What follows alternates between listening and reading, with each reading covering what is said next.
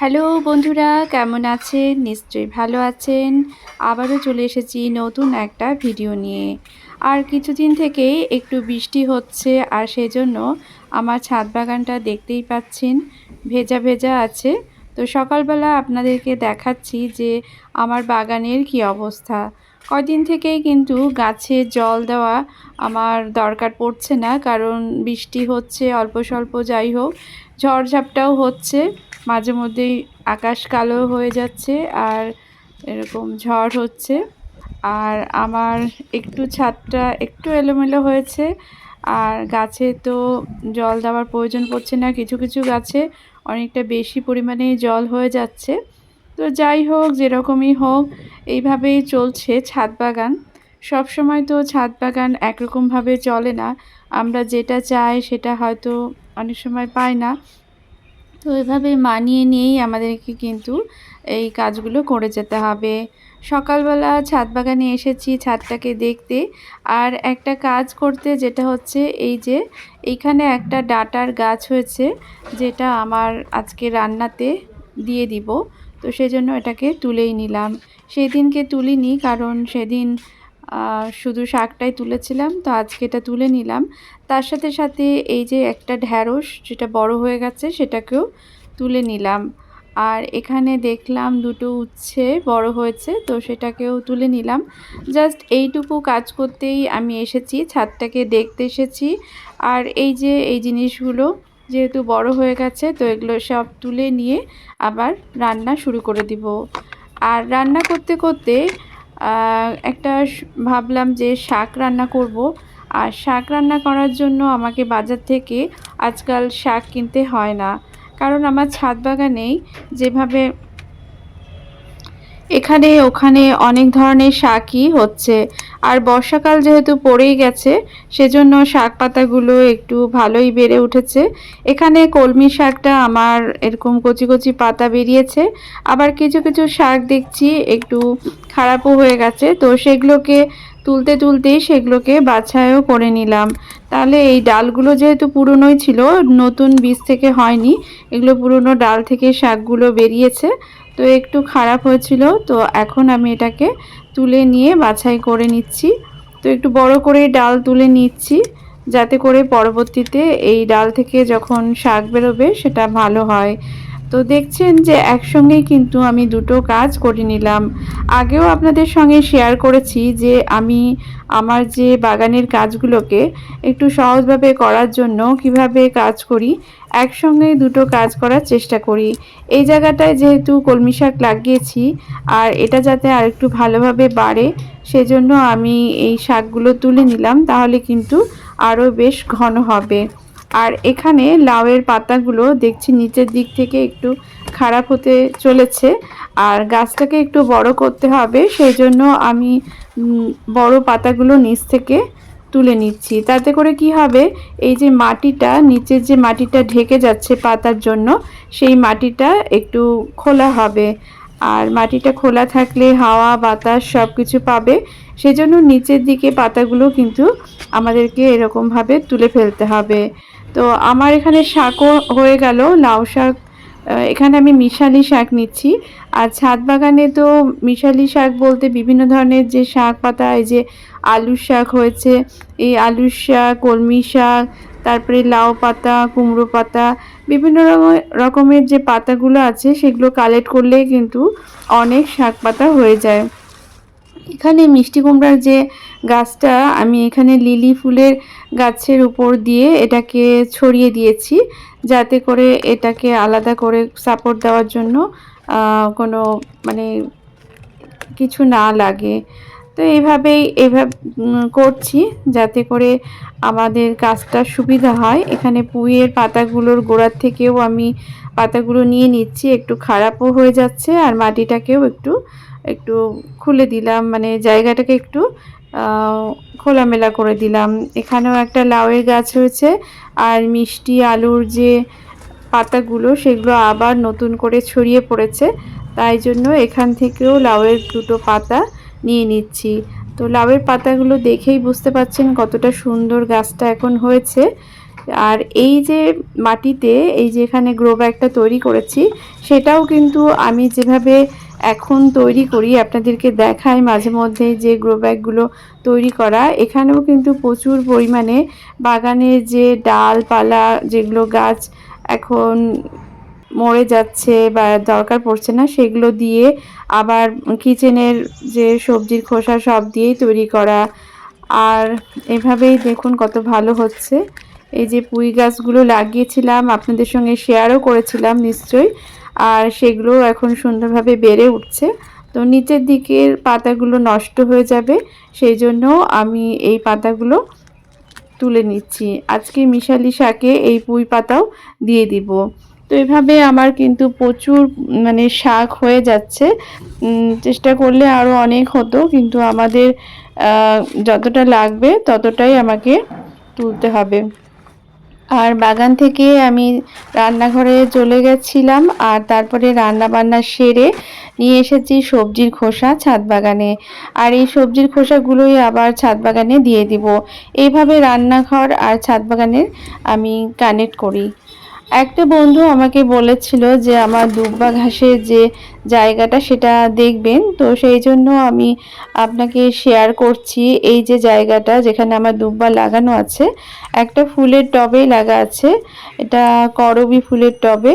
তো যখনই আপনাকে দেখাতে শুরু করেছি তখনই দেখলাম যে এখানে অনেকটা অন্য যে টক শাকগুলো হয়, এটাকে কি বলে, এগুলো হয়েছে। তো ভাবলাম এগুলোকে একটু তুলে দিই, তাহলে দুব্বা গাছটাও একটু সুন্দরভাবে, এদিকে ওদিকে ডালপালাগুলো চলে গেছে সেগুলোকেও একটু সুন্দরভাবে তুলে দিই, যাতে করে এখানে দুব্বাটা আরও ভালো মতো বাড়তে পারে।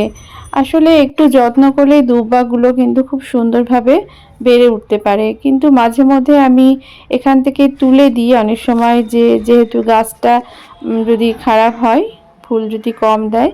তো এই যে করবী গাছের গোড়াতেই কিন্তু এটা হয়েছে, আলাদাভাবে আমি লাগাইনি। লাগালেও অনেক সময় দেখা যায় যে ঠিকঠাক জল পড়ে না বলে সেখানটা ঠিকঠাক হয় না। অনেকবারই চেষ্টা করেছি। আর তারপরে চলে এসেছি এই যে বরবটি গাছগুলো আমার এখানে যে জবা গাছটাকে পুরো জড়িয়ে ফেলেছে। তো আজকে ভাবছি এখানে একটা কিছু মাচার ব্যবস্থা করব। মাচা বলতে আমি আলাদা করে কোনো মানে কঞ্চি দিয়ে মাচা তৈরি করব না। এখানে কিছু আমার দড়ি টড়ি আছে, সেগুলো কালেক্ট করে নিয়েছি। আর এই যে ডালিম গাছটা আছে সেটা এই পাতাগুলো খারাপ হয়ে যাচ্ছে, সেজন্য এটাকে পুরো কেটে দিব।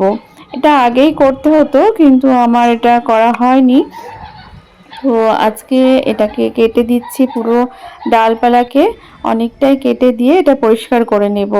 আর এখানে আমি মাচাও দিয়ে দিয়েছি। এটা আপনাদের সঙ্গে ঠিকঠাক শেয়ার করতে পারিনি, কারণ ভিডিও করতে গেলে আমার এটা অসুবিধাই হচ্ছিল। এই যে এই রেলিংটার মতো আছে, এখানে একটু দড়ির মতো বেঁধে দিয়েছি, তার দড়ি যা ছিল সব দিয়ে। আর এখানে লাউয়ের গাছটাও একটু একটু করে বাড়ছে, তো সেটাকেও একটু মাচার ব্যবস্থা করছি। এই যে এইভাবে আস্তে আস্তে করে এটাকে এই একটুখানি উপরের দিকটা ভেঙে দিলাম। এটা আস্তে আস্তে করে যেন চলে যায়, একটা দড়ি দিয়ে টেনে টেনে আমি আস্তে আস্তে করে টেনে দিব। পরবর্তীতে হয়তো আপনারা দেখতে পাবেন যে সেটা কিভাবে যাচ্ছে।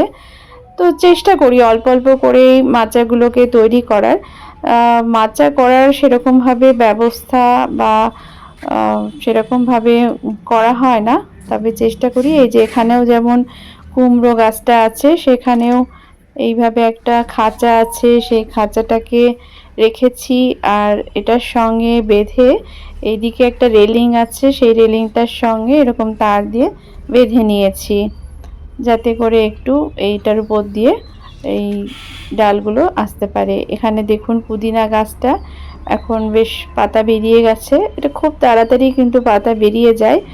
আর এই নয়নতারা ফুলের গাছগুলোর উপরটা আমি এরকমভাবে পিঞ্চ করে দিচ্ছি, যাতে করে অনেকগুলো ডালপালা বেরোতে পারে। এখানে কুঁড়িও চলে এসেছে, তবুও আমি উপরটা পিঞ্চ করে দিচ্ছি, যাতে করে অনেকগুলো ডালপালা ছড়াতে পারে। আর এখানে একটু সন্ধ্যামণির গাছও হয়ে গেছে। আর এই যে ডালিমের গাছের যে ডালপালাগুলো ছিল সেটা এই ঝুড়িতে রেখেছি। এই ঝুড়িটার মধ্যেও কিছু কিচেন ওয়েস্ট যেগুলো নিয়ে এসেছিলাম সেগুলো দিয়ে দিচ্ছি। আর তারপরে মাটি দিয়ে এটাকেও একটা রেডি করে দিব গাছ লাগানোর জন্য। তো এখন এত বৃষ্টি হচ্ছে যে এখন এই গাছগুলো মাটি দিয়ে ভর্তি করছি না, বৃষ্টিটা কমে যাক তারপরে এই গাছটা মানে এর উপরে মাটি দিব। এখন এরকমই রাখলাম। তো এই যে দেখুন, যখন তখন যেন বৃষ্টি চলে আসছে আর ছাদ ভিজে যাচ্ছে। আর আমার গাছের তো জল প্রয়োজন হচ্ছে না, আর এক্সট্রাই জল দিয়ে দিচ্ছে। আমি আজকে চলে এসেছি একটু করলা নিতে। তো এখানে করলাগুলো দেখলাম খুব একটা বড় হয়নি, তবে এই দিকে দুটো করলা একটু বড় হয়েছে। বড় হয়েছে বলতে এটা আরও বড় হবে, কিন্তু আজকে আমি একটু ভাবছি করলা সেদ্ধ দিব ভাতের মধ্যে। তো একটু কচি কচি করলাই নিচ্ছি, যদি বীজ হয়ে যায় তো সেটা ভালো লাগে না। তো এই রকমভাবে ছোট ছোট করলাগুলোই আমি তুলে নিলাম।